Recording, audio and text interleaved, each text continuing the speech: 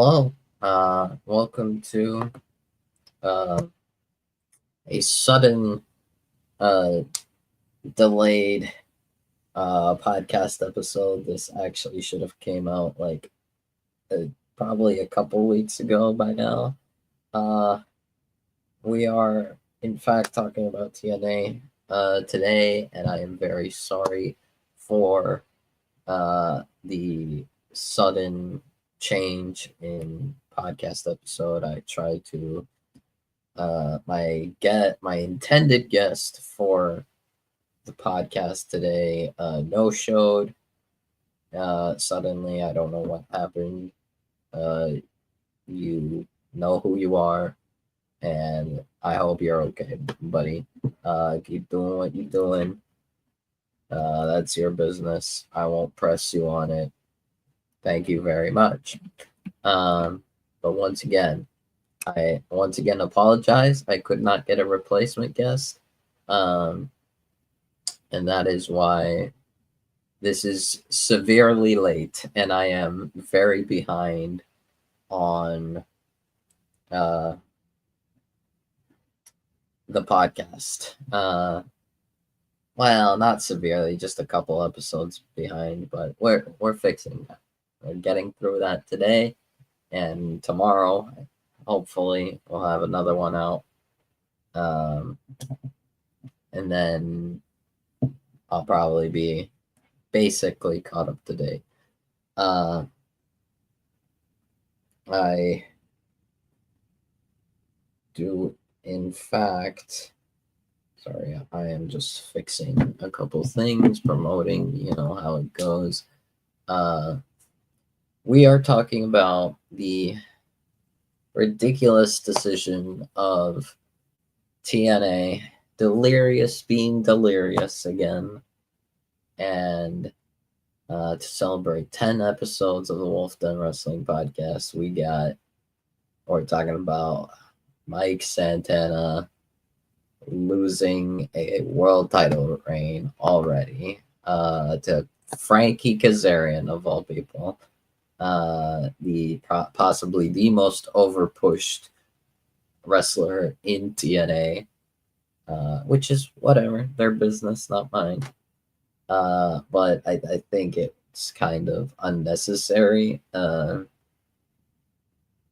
Basically, TNA was off for a month after Bound for Glory, and their first show back, they had Mike Santana defend the title against Ryan Nemeth. Santana won by DQ because of NXT heels causing a DQ in the match. So, and then right after, Frankie Kazarian comes out, cashes in his Call Your Shot gauntlet win thing, basically like a Money in the Bank, and he wins the TNA World Title. Why, I have no idea. It's a ridiculous decision, horrendous decision, and lol TNA. Lol TNA literally exists for a reason. I'm confused. I'm flabbergasted. I'm like, how?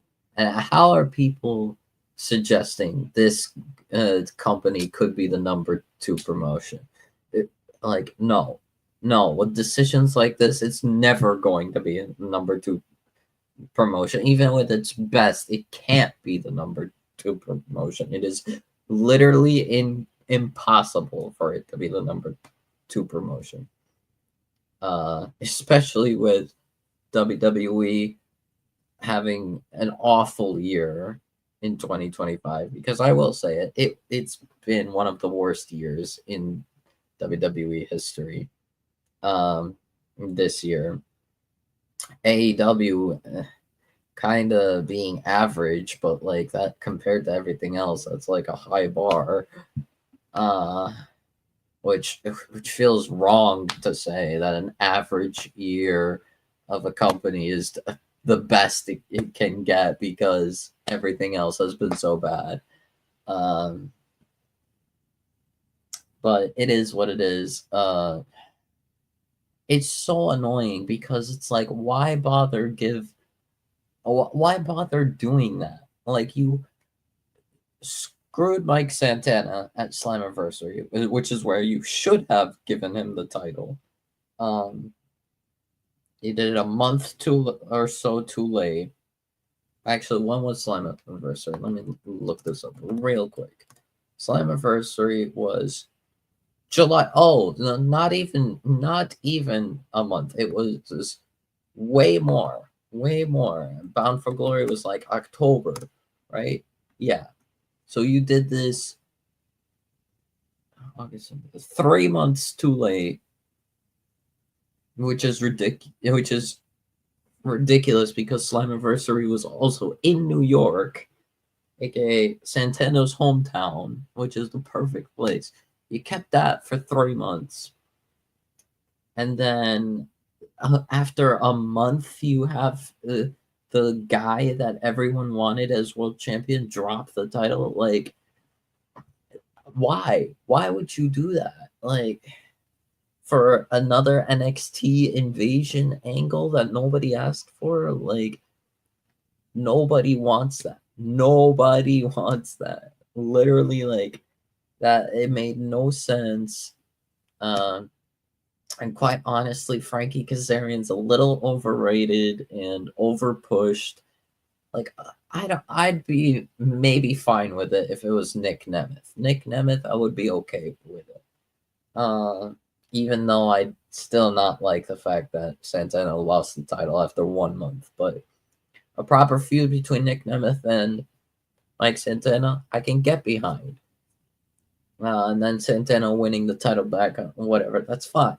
Frankie Kazarian, of all people, that's like, if that is probably more overpushed than Moose. It's basically as if you just gave it to Moose for no reason. It's like,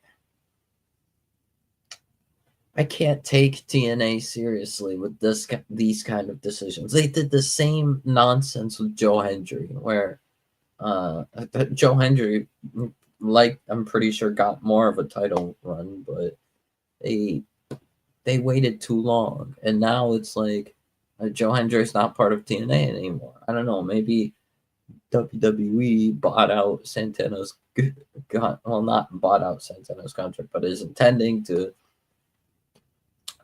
yoink Santana, just take him and make so that means TNA can't have the title on Santana, but that now they're doing this storyline where Santana's trying to take out the NXT heels one by one and then take out Kazarian. It's like, why bother? Why bother? Why do this whole thing of uh having him chase the title for half a year basically and then just take it away from him? It's ridiculous. It's the most stupid booking ever. Uh and it's like, it's burying him. It is burying him. You had such an incredible moment with his daughter, um, that you could have had in New York.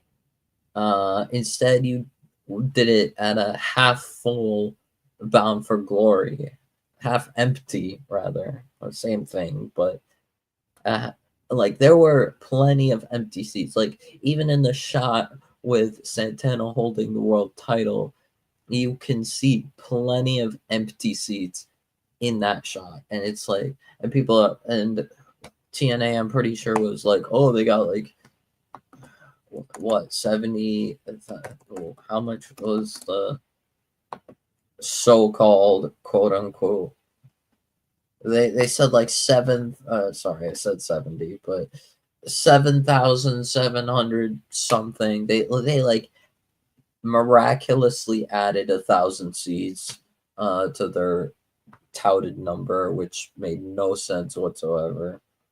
Um, and it's like ridiculous. It makes no sense. Uh, yeah, so like nobody asked for this. Nobody asked for um what's it called? Mike Santana's title reign being ruined.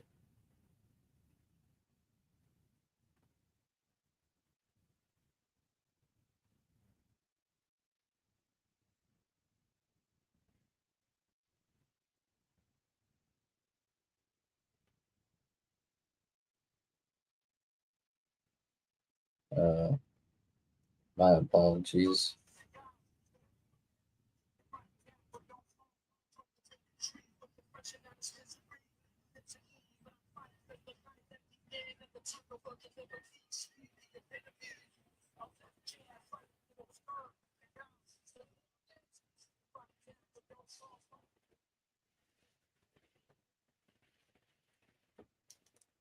Sorry. Life of a promoting. That's what happens when you don't really know, and things just kind of get delayed. And now I'm not really doing this too normally. I'm just doing whatever works before Raw. Um, it is what it is. Uh, I don't even know what to say. Like after, like they got Charlie Dempsey and Stax and Lexus King and High Rise, just all together. I don't even know what the faction is supposed to be. I'm just calling them NXT heels. Um, I don't I don't understand it. I don't think it makes sense to have Santana drop the title. Um, it was just bad. It was just bad, and there were a lot of people laughing at TNA, thinking they look ridiculous. Some people, myself included, being angry.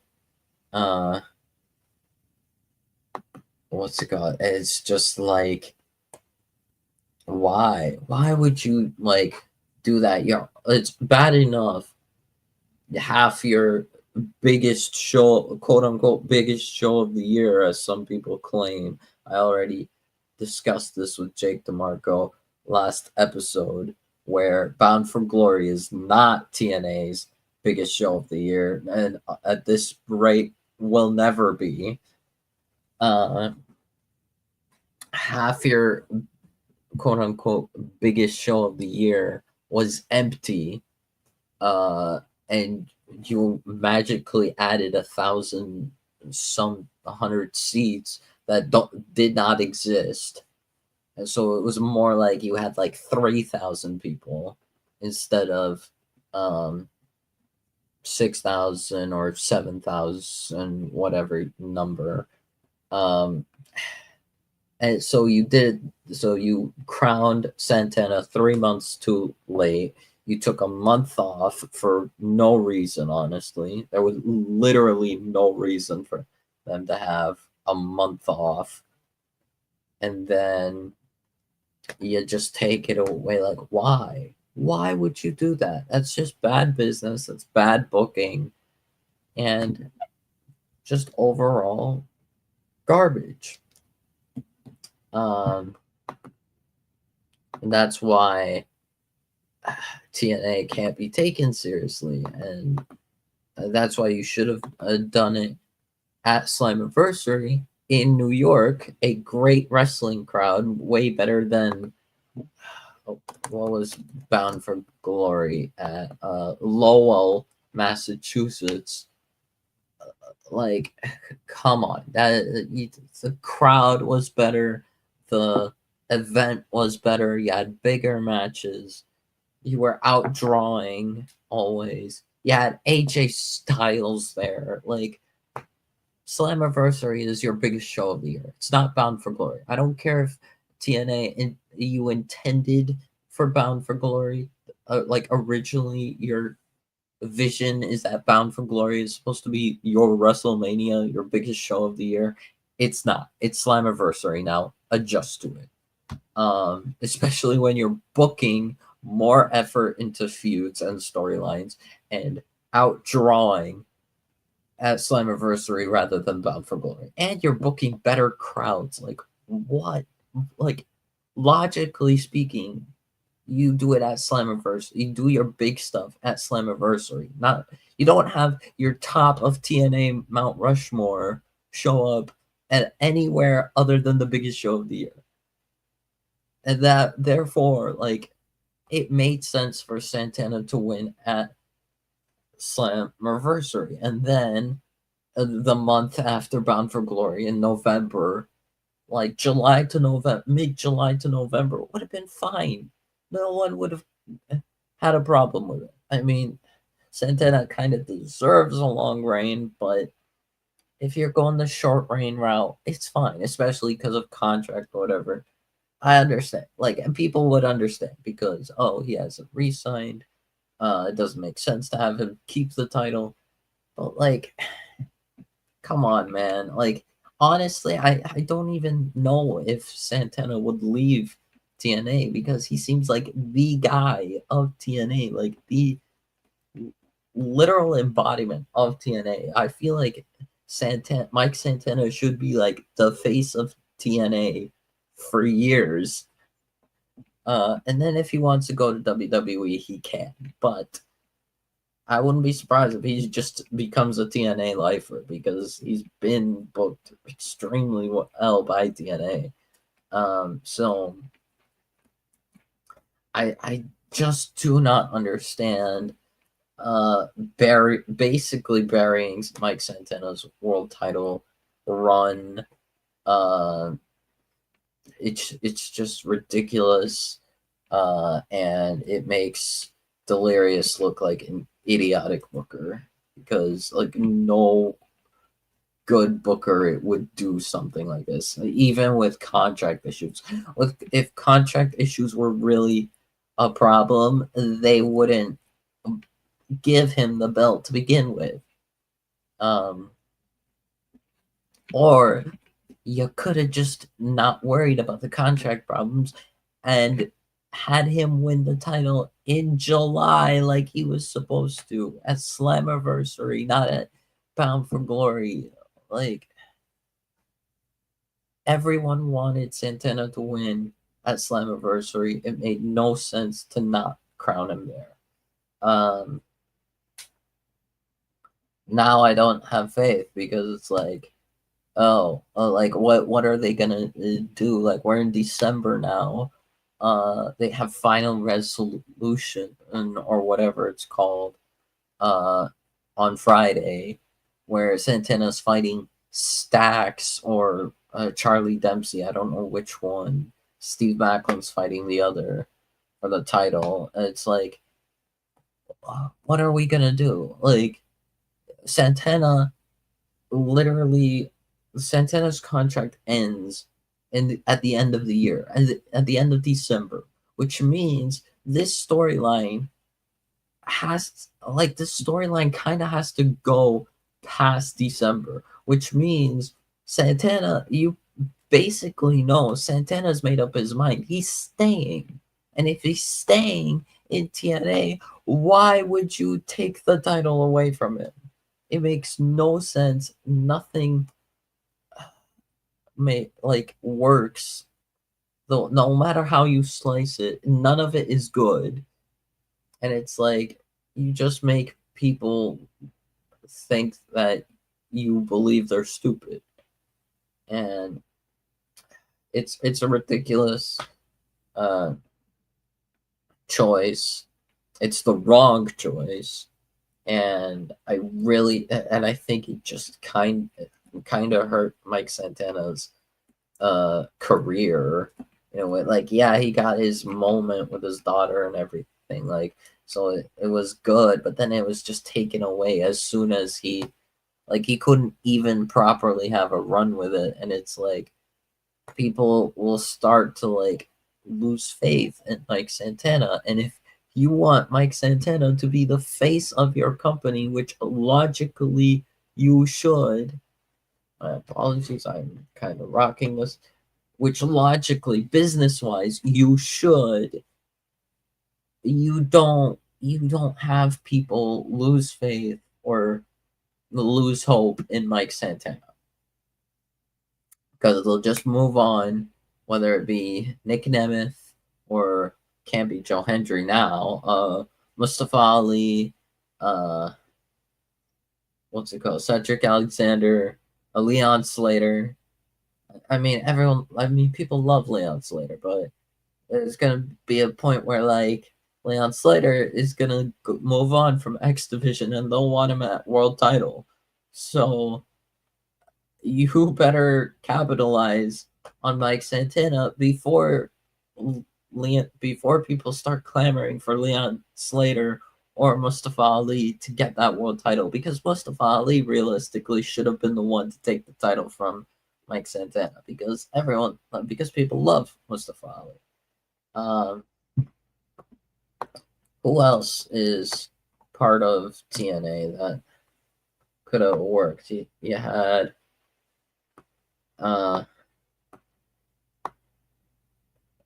like there's Rascals. You could have had the newly he's not signed, but newly addition to TNA, Desmond Xavier, or any of the Rascals really be part of that defenses. We don't know the health condition and the timetable for Chris Bay. If Chris Bay comes back, people will probably want him to get to the world title.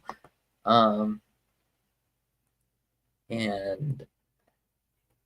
it doesn't make sense to not have, as I said, Leon Slater. Matt Cardona exists. There's Mustafa Ali, like Nick Nemeth, even Elijah. People kind of like seeing Elijah in TNA. He's been working well, so maybe even Steve Macklin could have another run with the TNA World Championship. I'm pretty sure he's been world champion before, but I could be wrong. TNA nerds, you can correct me. I'm not a huge TNA watcher, but right now it's like, how am I supposed to take TNA seriously when they do nonsense like this?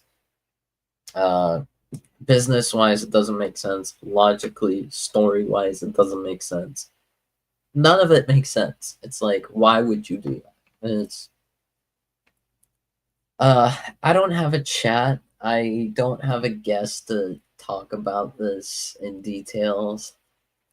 We have reached 10 episodes of the podcast. I wish I did this earlier, but hopefully it will be better. I won't be so behind or delayed. But yeah, Mike Santana got done dirty by Delirious, and it's actually embarrassing because people unironically tried pretending that TNA could be the number 2 promotion in the world. It's not. After the year that WWE has had, if TNA is the number 2 promotion in the world, WWE is dead.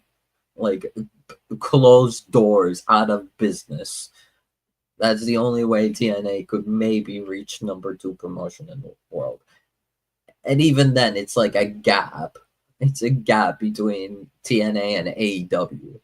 So, like, there is no way TNA can be number 2 promotion in the world with stuff like this when you're delaying the clear, necessary crowning moment of your top guys, the people that the guys that people want as world champion. Because now it's like, are they gonna do this with everyone people clamor for? Are they gonna do this with Mustafa Ali? I hope not. Are they gonna do this with Leon Slater? They better not. It's just ridiculous. It's really bad, and I don't understand the strategy. I don't know if it's because of the WWE partnership. They're trying to kind of inserting themselves and screwing with TNA Creative. Uh, Delirious and Carlos Silva better get it together, because if they don't, um,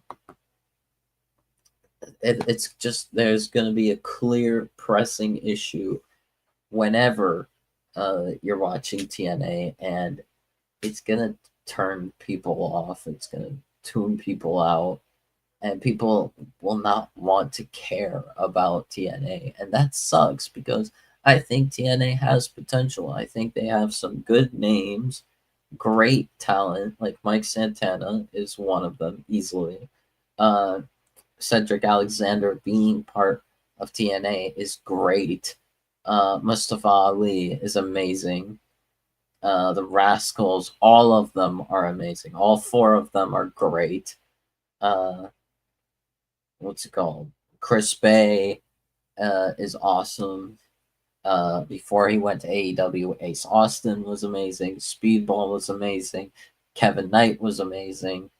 Uh, Even now, like Nick Nemeth being part of TNA, that's great, because it gives him looking somewhere different than WWE or AEW. Matt Cardona, great, I think, in TNA. So I think it's just good to have TNA. More competition is inherently a good thing. It will always be a good thing. But ridiculous, nonsensical decisions like this is not going to help anyone. It's only going to make TNA look dumb, look stupid, and not a serious product. So I really think they need to change their direction uh, quickly, because this is not sustainable. This is not going to get them a TV deal. This is not going to help draw their shows, which is why their Slammiversary and Bound for Glory is get like anywhere between 2K to like 8K, 10K maybe if pushing it, if it's like really good. But like, you need to start expanding your audience. You have an opportunity, especially when some people don't like AEW, when a lot of people are disappointed with WWE right now. This is an opportunity for TNA to capitalize and gain new audience members, because if they don't, if they're just going to like cruise off this partnership with WWE, at that point you can just say WWE has bought TNA, because the way things are going, especially with this partnership that has largely been beneficial to WWE and not to TNA, it starts giving the perception of that notion. So I really think they need to change, they need to course correct, and they need to start acting smart, because Delirious and Carlos Silva look ridiculous, look idiotic. And of course, people are wanting, what's his name? Scott D'Amore back, because he actually loved TNA, and he actually made TNA look like somewhat competent. Like, he had the love, he had the passion, he had the care.